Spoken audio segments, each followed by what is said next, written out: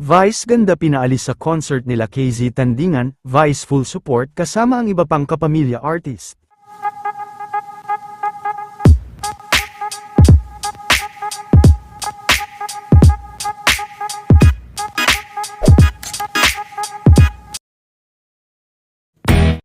Sa naganap na in-between concert nila TJ Monterde at KZ Tandingan, ay kabilang naman sa nanood at nagpakita ng suporta si Vice at iba pang mga kapamilya artist. Pagkakita rin ni KZ kay Vice ay humilit din ito na umuwi na umano si Vice dahil nape-pressure ito sa kanya. Napapressure ako nandiyan si Ate Vice. Te, mahal kita, te. Uwi ka na, te.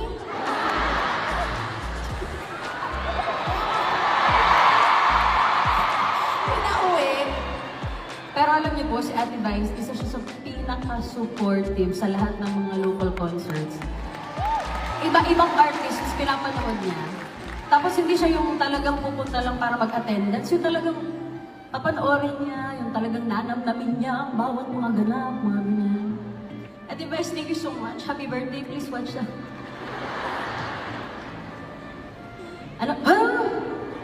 Day I wear my wow, the kind that's once a lifetime.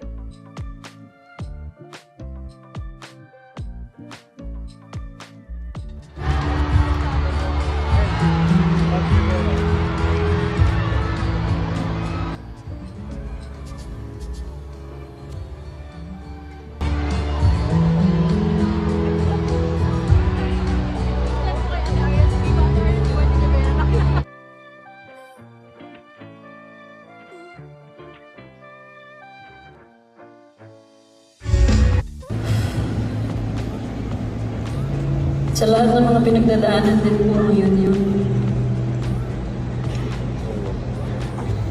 Kailan po hindi kayo palaging malakas. Naintindihan namin.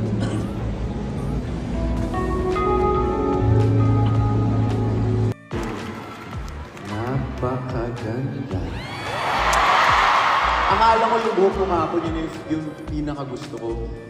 Ang ganda nung hair mo kahapon, out of the 3 days nung nauna. Pero ito, ito. Tread carefully, my friend. Ang ganda nga, ang ganda nung kahapon, yung third. Pero ito, ang hot mo dito. Sa hair mo, totoo. Alam mo, kahapon may mga tao na nag-tweet na. Akala ko ang papanoorin namin in between, pero si TJ in.